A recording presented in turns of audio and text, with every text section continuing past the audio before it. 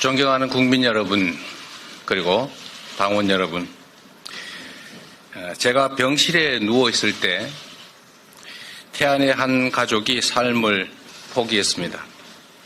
9살 딸 투병으로 인한 경제적 고통을 더 이상 감당할 수가 없었기 때문이라고 합니다.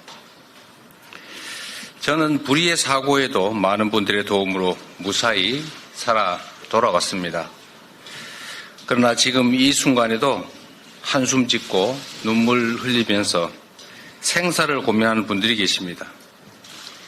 이분들의 손을 누가 잡아주겠습니까? 이런 분들을 살리는 정치가 되어야 됩니다. 각자 도생으로 내몰아 죽이는 정치가 아니라 함께 사는 세상을 만들기 위해 정치가 제 역할을 해야 됩니다. 2024년 오늘 겹겹의 위기가 우리 국민의 삶을 위협하고 있습니다.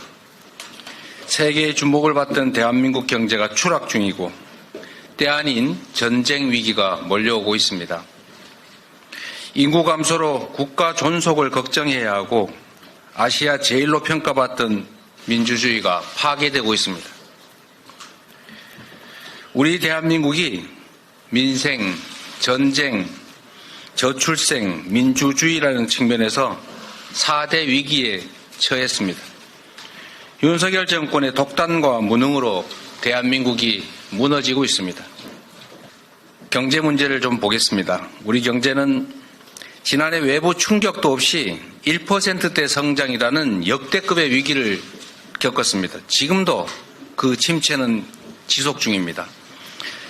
잃어버린 30년, 장기 침체 중인 일본에 마저 성장률을 역전당했습니다.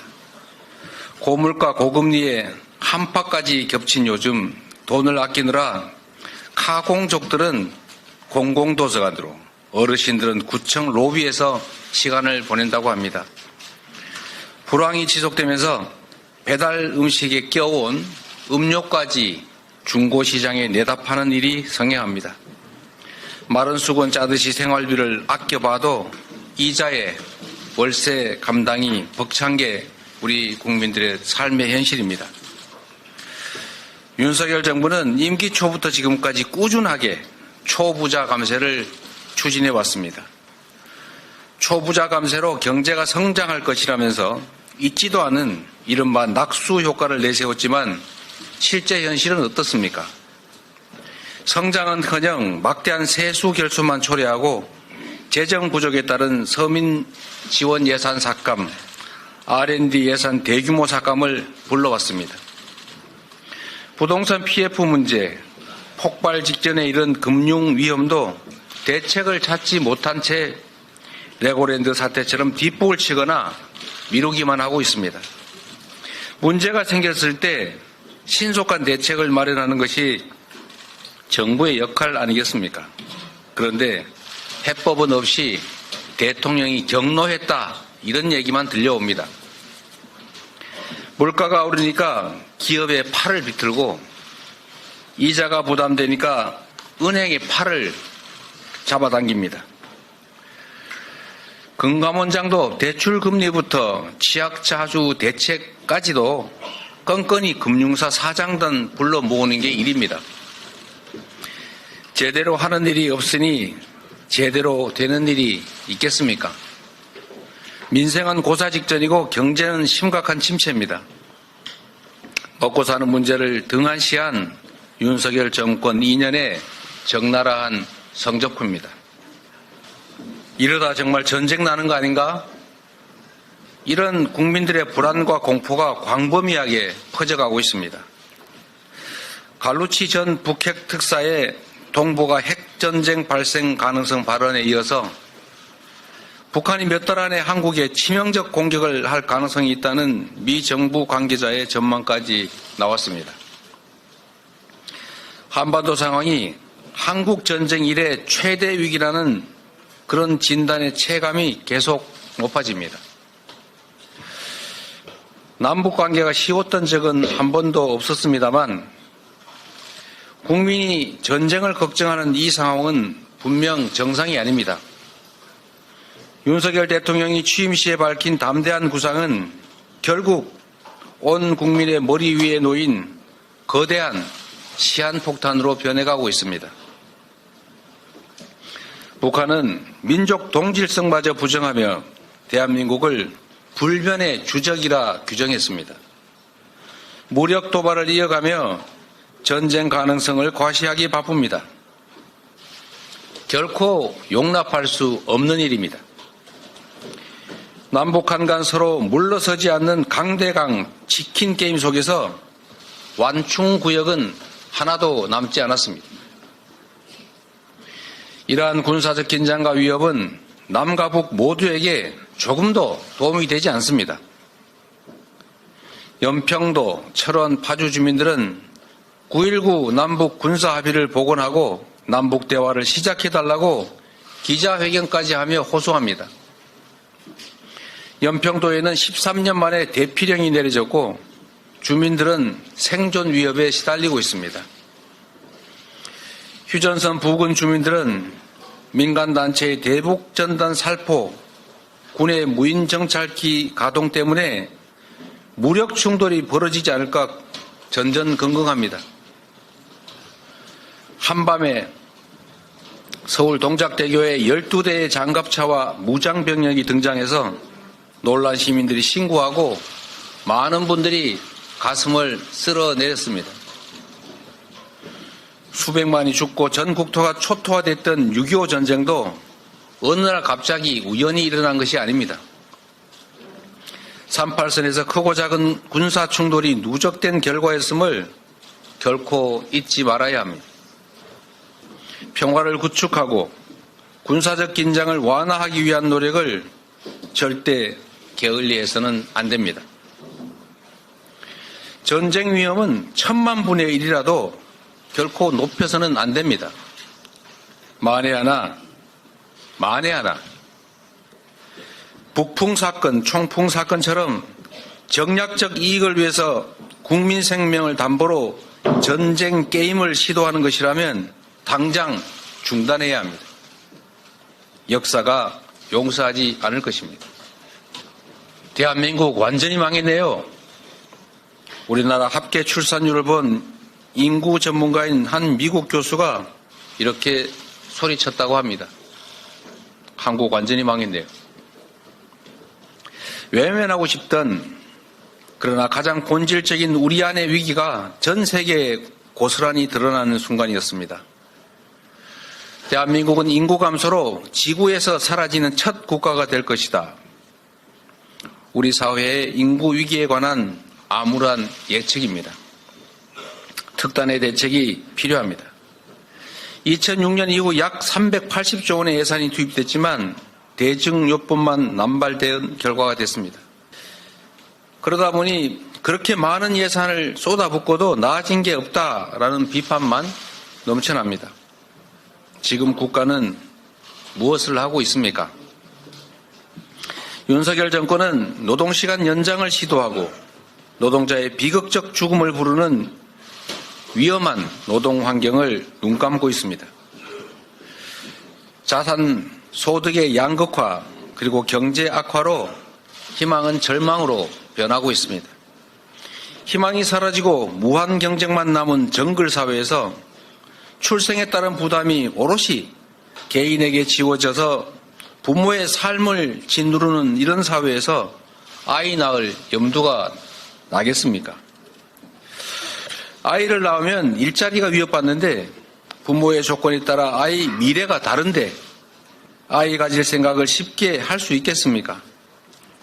저출생은 우리 모두의 생존 문제이고 대한민국 국가 공동체의 존속이 달린 문제입니다. 절박한 심정으로 지금까지와는 완전히 근본적으로 다른 접근이 필요합니다. 대한민국의 주인은 국민인데 윤석열 정부는 국민을 거부합니다. 국회가 국민의 의지를 반영해서 통과시킨 법들은 압도적 국민의 의지와는 달리 대통령의 거부권에 저지됐습니다. 엄동설안에 오체투지하며 진상규명을 호소하는 이태원 유가족들의 간절한 바람은 끝내 외면당했습니다. 국민의 생명을 지켜주지도 못한 국가가 이제 국민 주권마저 부정한 것입니다. 윤석열 정권의 권력남용으로 법치주의와 삼권 분립, 언론 자유와 시민 참여 같은 우리 사회를 지탱하던 기본적 시스템이 무너졌습니다. 윤석열 정부 2년 동안 법을 무력화하는 위헌적인 시행령 통치로 국회 입법권과 행정감시권은 무력화됐습니다. 대법원의 일제 강제징용 배상금 판결도 무시됐습니다. 행정부의 권한은 불균형적으로 강화되고 상권 분립은 위협받고 있습니다. 학교 폭력 하나 걸러내지 못한 법무부 인사정보관리단은 인사참사를 반복했습니다. 상명하복에 익숙한 검찰 정권의 필연적 결과입니다. 국회 인사청문회는 번거로운 절차로 치부되고 정권의 국회 무시, 야당 무시는 급기야 헌법기관인 국회의원의 입을 틀어막고 사지를 들어 끌어내는 폭력으로 정점을 찍었습니다.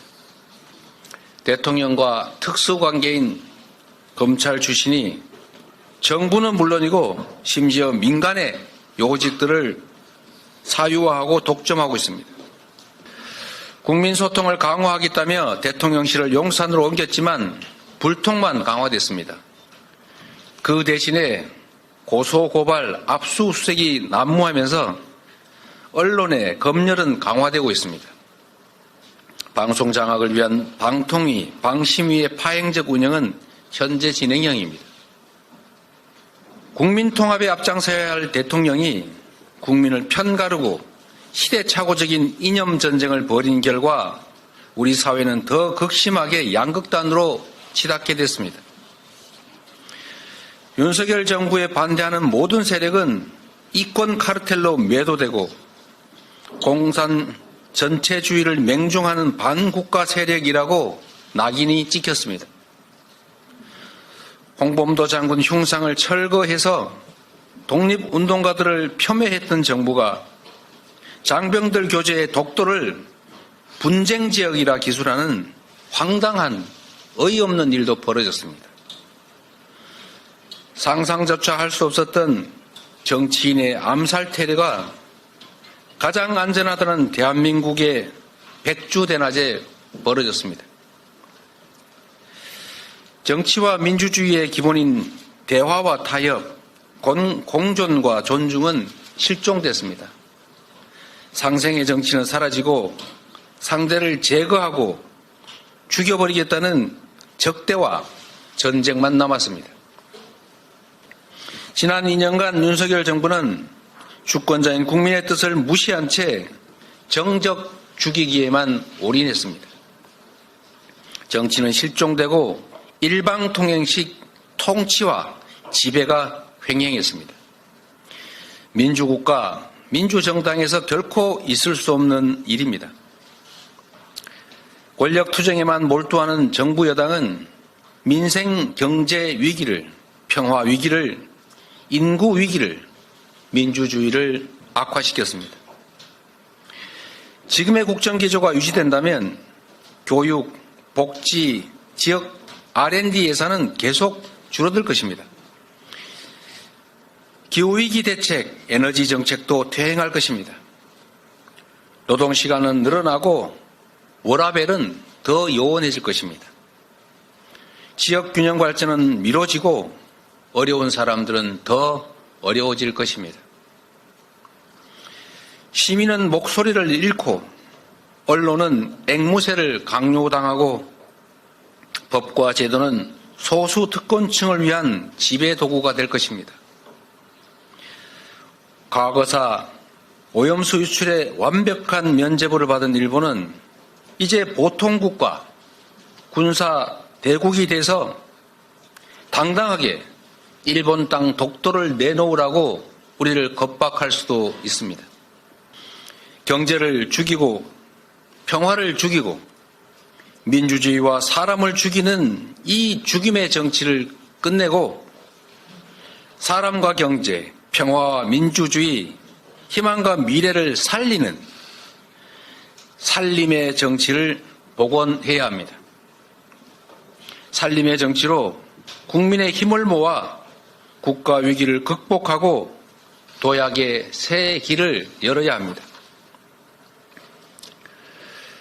민주당에는 위기 극복 DNA가 있습니다. IMF 금융위기, 박근혜 탄핵 공백을 극복하고 코로나 위기를 모범적으로 이겨낸 더불어민주당이 무너지는 대한민국을 바로 세우겠습니다. 모든 문제의 핵심은 경제, 바로 국민의 먹고 사는 문제입니다. 경제위기 해법 없이는 백약이 무효입니다. 추세적인 저성장을 막고 지속적 성장을 가능하게 하는 생존 전략을 마련해야 합니다. 현재도 진행 중인 끝모를 경제 추락을 막고 위기를 기회로 바꿀 비전과 전략이 반드시 필요합니다. 우리는 생존을 보호받는 복지국가를 넘어서 누구에게나 기본적인 삶이 보장되는 기본사회로 나아가야 합니다. 희망이 있는 미래를 위한 전략의 핵심은 바로 에너지와 과학기술입니다. 작년 세계 재생에너지 용량은 전년보다 50% 늘어났습니다. 세계 주요국들은 재생에너지 목표를 계속 상향하며 국가 주도로 재생에너지 생성 기반 확대에 사활을 걸고 있는데 우리 정부는 재생에너지 목표마저 축소하고 있습니다. 지난해 아리백에 동참한 글로벌 기업이 400곳을 넘고 국내 주요 기업들의 매출 대부분은 이 글로벌 기업들과의 거래로 발생했습니다. 기업들은 정부의 위세에 눌려서 말은 못하지만 앞으로 현실화될 국내 재생에너지 부족 사태를 걱정하면서 생산 기반을 재생에너지가 풍부한 국가로 옮길 궁리에 빠져 있습니다. 곧 다가올 재생에너지 중심의 미래 경제 환경을 피할 수 없다면 신속하게 정책 방향을 바꾸고 속도를 올려 추격자에서 선도자로 변신해야 합니다. 아리백 코리아, 재생에너지 코리아로 가야 합니다. 풍부한 바람과 햇볕을 이용한 재생에너지 기반 구축으로 국내 아리백 기업의 수출 지원을 하면 물론 그에 더해서 글로벌 아리백 기업들이 한국을 찾게 만들어야 합니다. 첨단 미래 산업과 기초과학에 집중 투자해서 AI 혁신 산업 중심의 선도 국가로 거듭나야 합니다.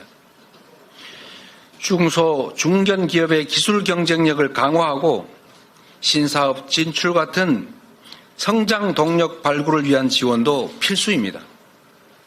지금은 어느 때보다 R&D 투자를 늘려야 합니다. 정부 여당의 R&D 예산 삭감은 일보 후퇴 정도가 아니라 기술에 의존하는 기업들의 존폐를 위협하고 기술 경쟁력이 싹을 짓밟는 참으로 무모한 황당한 일입니다. 지금이라도 즉시 교정해야 합니다. 최근 스타트업들의 상황이 매우 어렵습니다. 이럴 때일수록 장기적 전망에 의한 투자가 중요합니다. 22년 기준으로 볼 때 벤처 스타트업의 전체 일자리 수가 81만 개입니다. 삼성, 현대차, SK, LG 등 이 4대 그룹의 전체 고용자가 75만 명인데 이보다 더 많다는 말입니다.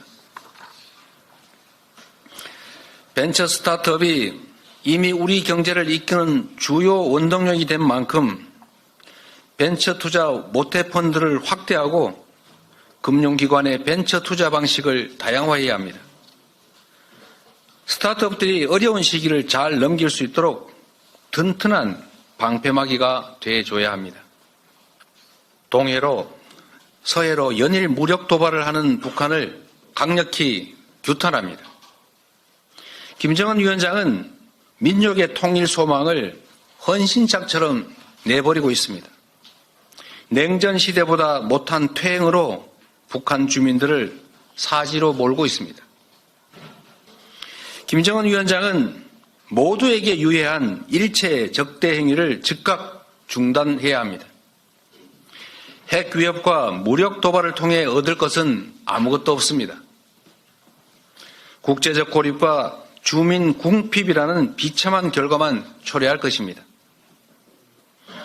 김정은 정권이 핵전쟁으로 남한을 위협하는 것은 평화 통일을 바라는 온결의 염원을 저버리는 일이자 민족 공멸의 길로 들어가는 것입니다.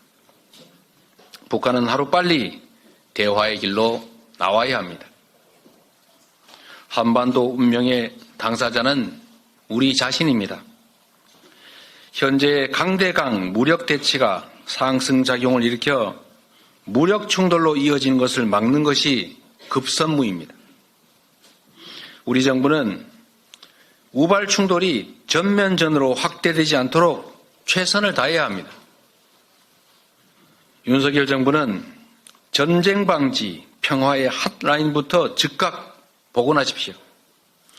핫라인은 적대국 간에도 심지어 전쟁 중에도 존재합니다.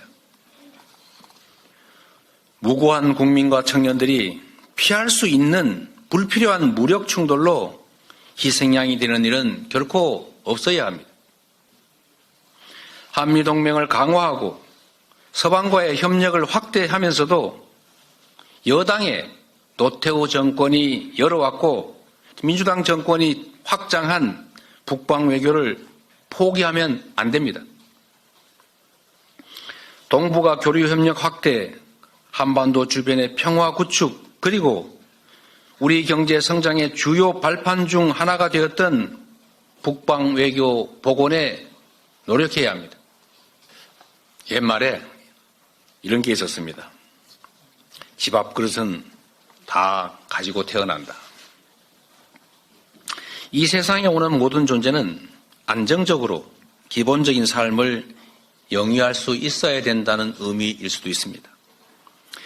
대한민국의 새로운 구성원이 될 생명을 우리 모두 함께 환영하고 누구나 새 생명으로 인한 희망과 기쁨을 누릴 수 있게 해야 합니다. 출생과 함께 기본적인 삶의 조건이 갖추어져서 삶과 미래가 불안하지 않아야 합니다. 국가 존속과 우리 공동체 유지에 필요한 출생아의 기본적 양육, 교육 부담은 이제 우리 공동체가 책임져야 합니다. 우리 사회의 경제적, 사회적 역량이 이 정도에는 이르렀습니다. 부모의 재산과 소득이 출생아 자신의 것은 아닙니다. 부모에 따라 출생아에 대한 지원이 달라질 이유가 없습니다. 저출생으로 인한 국가 소멸과 우리 공동체의 파멸을 막기 위해서 이제 더 이상 출생 양육의 모든 책임을 개인에게 떠맡기지 말고 출생아의 기본적인 삶은 함께 책임집시다. 지금까지는 부모를 대상으로 또 기준으로 삼아서 정책을 만들었지만 이제부터는 저출생 대책은 부모가 아닌 출생아 그 자체를 대상으로 기준으로 삼아야 합니다.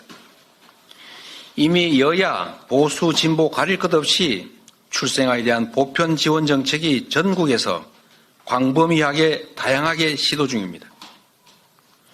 저와 민주당은 모든 정책적 경험과 역량을 걸고 저출생 문제에 도전하겠습니다. 민주당은 지난 18일에 패러다임을 전환한 저출산 정책을 발표했습니다. 결혼, 출산, 양육을 망라하는 정책 패키지를 통해서 모든 출생아의 기초자산 형성을 국가가 직접 지원하고 주거 지원 같은 출산과 돌봄에 대한 국가 책임을 강화하고자 했습니다. 여기에 더해 보편적 출생 지원 원칙에 기초해서 분할 목돈 지원 방식을 포함하는 출생 기본소득을 제한합니다.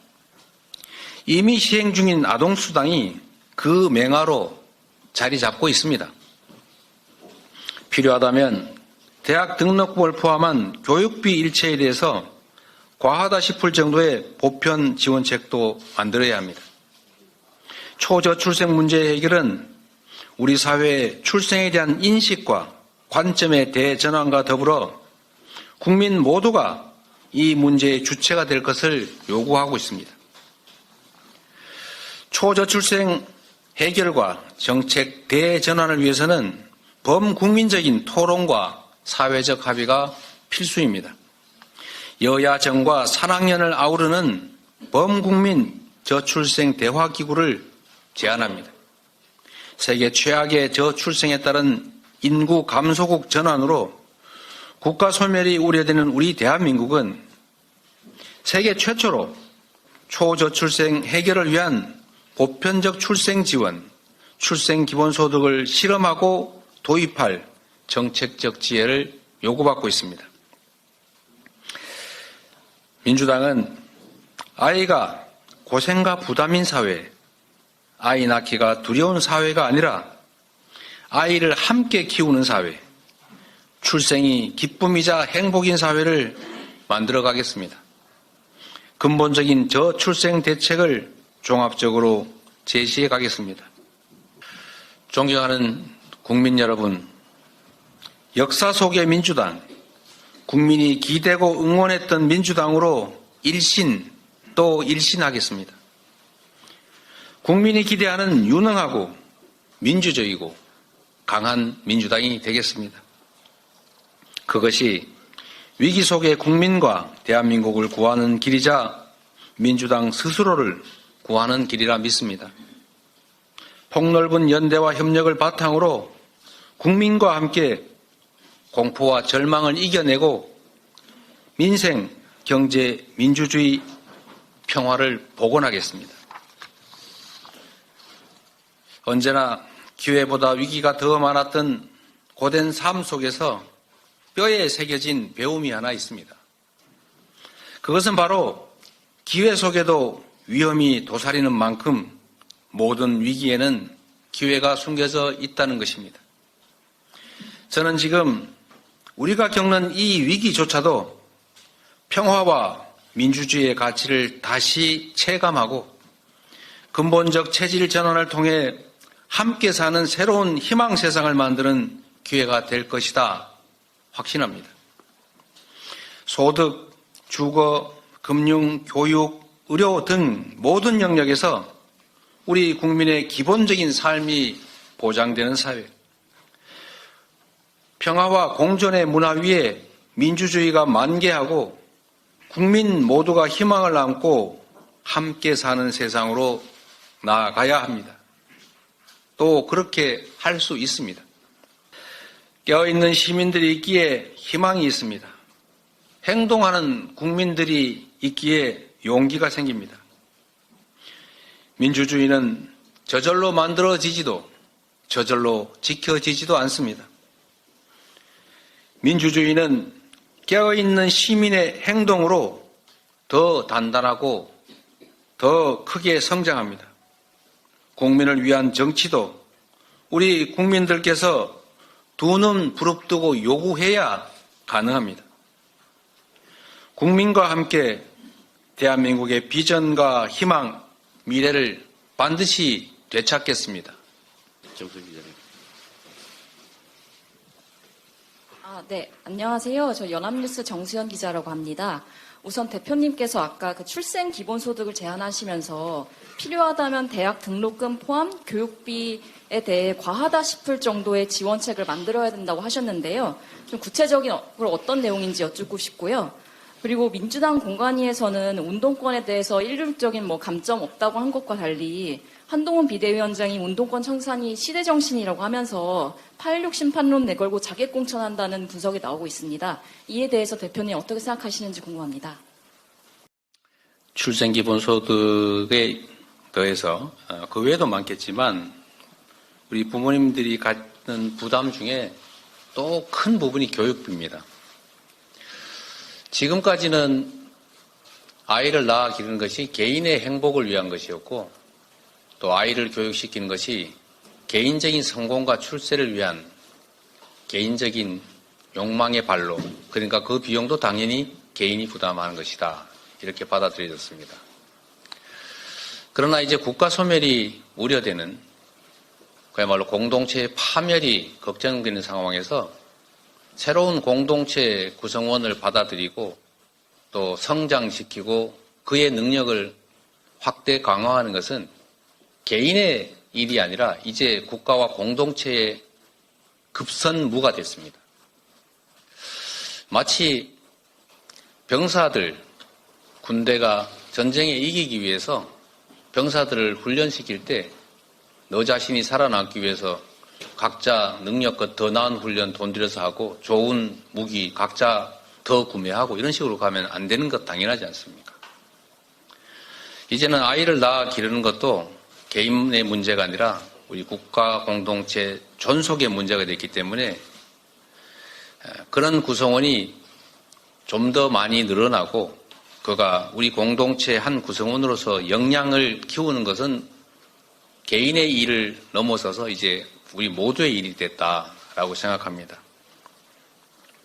그렇기 때문에 아이를 낳는 부모들이 내가 이런 큰 부담을 안고 왜 아이를 낳아 기르느냐라고 생각하지 않도록 자녀의 출생과 양육, 교육에 대한 부담을 기본적으로는 우리 국가 공동체가 책임을 지고 또 그에 따라서 부모들의 부담을 대폭 줄여주는 것이 근본적인 길이라고 생각합니다.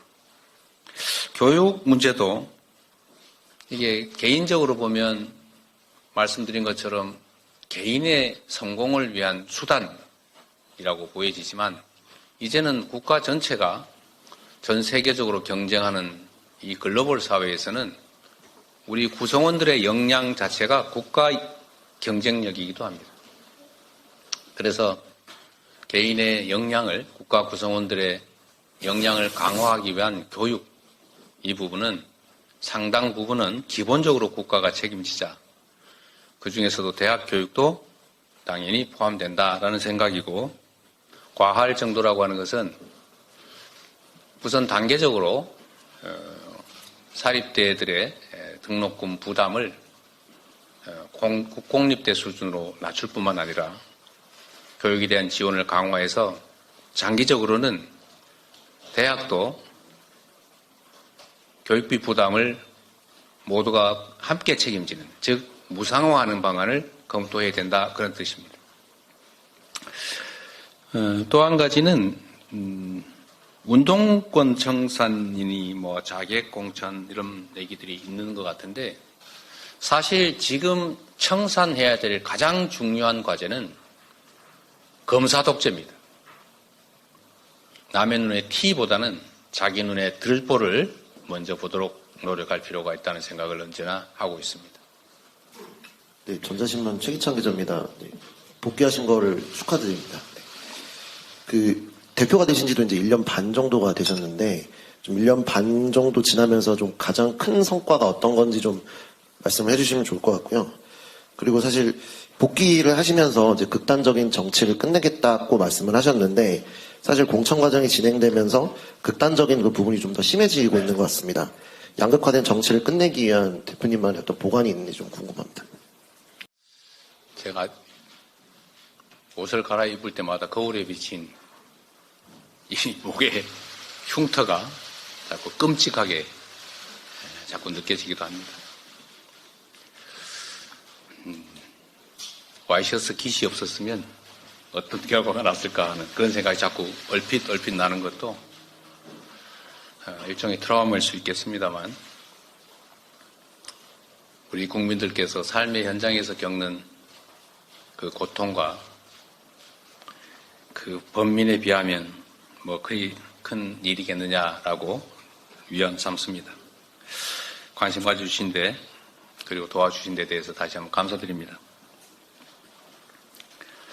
취임 제가 대표가 돼서 낸 성과가 뭐냐,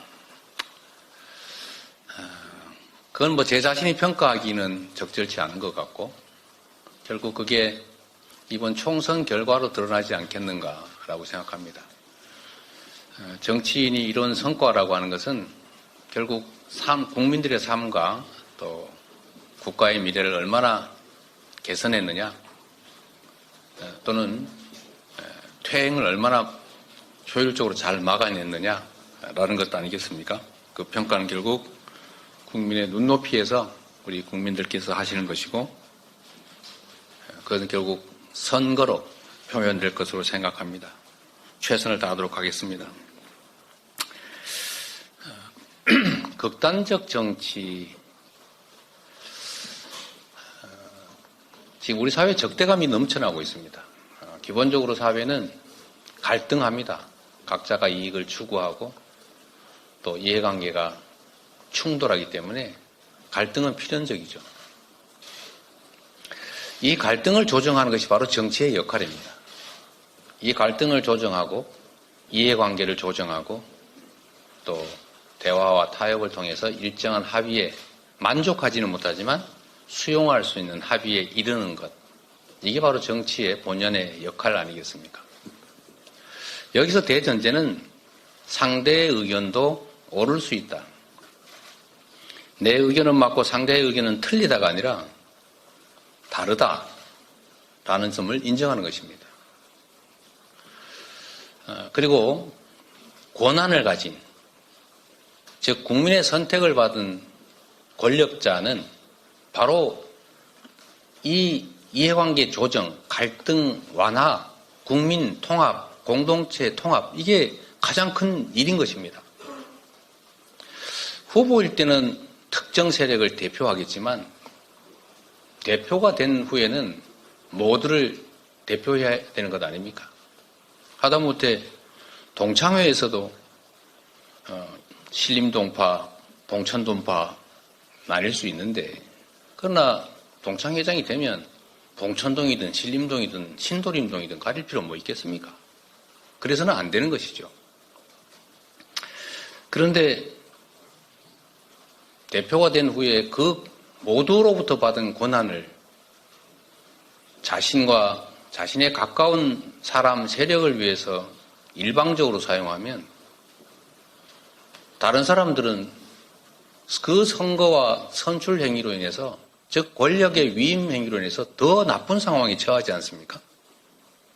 갈등이 격화되는 건 불가피하죠. 이해관계가 충돌합니다.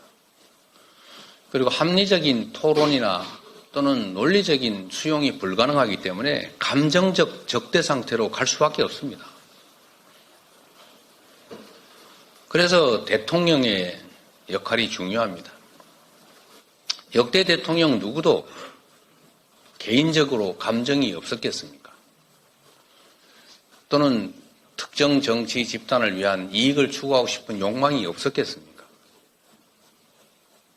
인간이기 때문에 당연히 있지만 공인으로서 개인이 아닌 국민으로부터 모두를 위해 일할 수 있는, 일해야 하는 힘, 즉 권력을 부여받았기 때문에 그 사적 욕망을 절제하고 공적 이익을 위해서 그 권한을 공정하게 행사하기 위해 노력하지 않습니까?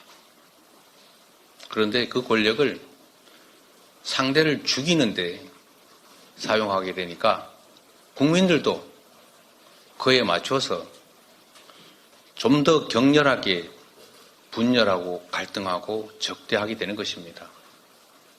저는 이번 저에 대한 소위 암살 시도, 이 정치 테러가 개인에 의해서 벌어진 일이라고 생각하지 않습니다. 이 정치 테러라고 하는 것은 역사 속에서도 보여지는 것이지만 사회 전체적인 분위기나 또는 특정 집단들의 일종의 욕망에 따른 결과인 경우가 많았습니다. 그분이 저하고 무슨 사적 감정이 있다고 백주대낮에 1년 동안 칼을 갈아서 단검을 만든 다음에 연습까지 해가면서 자신의 모든 것을 걸고 정확하게 목을 기녀서 칼을 찌르겠습니까? 저는 그분에 대해서도 참으로 안타깝게 생각합니다. 저한테 원한이 있어서 하는 것이라면 다르겠지요. 저는 본 적도 없는 사람입니다. 어떤 인연도 없는 사람이죠. 이게 지금의 현실입니다. 이걸 바꿔야 합니다. 바꾸는 첫 출발점은 통합의 책임을 가진 권력자가 통합의 책임을 다하는 것입니다. 상대를 인정하고 자신의 욕망과 권력을 절제하고 주어진 권한을 모두를 위해서 공정하게 행사하는 것입니다. 그 길로 가야 합니다. 보셨겠지만 저도 가진 권한이 조금은 있어서 마음대로 할 수 있지만 저는 그렇게 하지 않습니다. 정부 여당에 대해서도 제가 인간적 비난을 하거나 하다못해 정책적 비판을 하더라도 도의와 한계를 넘은 일이 없습니다. 여러분도 한번 생각해 보십시오. 정치에서는 그래서 뭐라고 합니까? 유머라고 하는 게 원래 많았습니다. 이해관계를 가지고 충돌하기 때문에 속으로는 칼을 가지고 있더라도 또 타협하고 또 대화해야 하기 때문에 똑같은 얘기도 부드럽게 하는 거죠. 그런데 우리는 유머가 사라졌습니다. 적대적 언어를 국민의 모범이 되어야 될 정치인들이 마구 내쏟습니다. 표현부터 절제하고 우리가 비록 작은 권한을 가졌지만 그 작은 권한의 행사에서도 절제하고 별로 모범으로 삼고 싶어 하지 않겠지만 그 상대도 모범으로 삼을 수 있도록 우리 자신부터 조금이라도 변하려고 합니다. 달리 방법이 없지 않습니까? 그리고 국민 여러분께도 이 자리를 빌어서 호소 말씀을 드리고 싶습니다. 미워하지 마십시오. 미워하면 미움받습니다. 힘들고 어려울지라도 인정하고 인내하고 이해하려고 서로 노력해야 합니다. 물론 우리 국민들께서 힘들고 어려운 상황에서 잘 견뎌주고 계신 걸 압니다. 일부 지나친 과격한 언행으로 서로에게 상처 주는 일들이 최소화될 수 있도록 할 수 있는 범위 내에서 노력해 주십사 하는 부탁을 드립니다.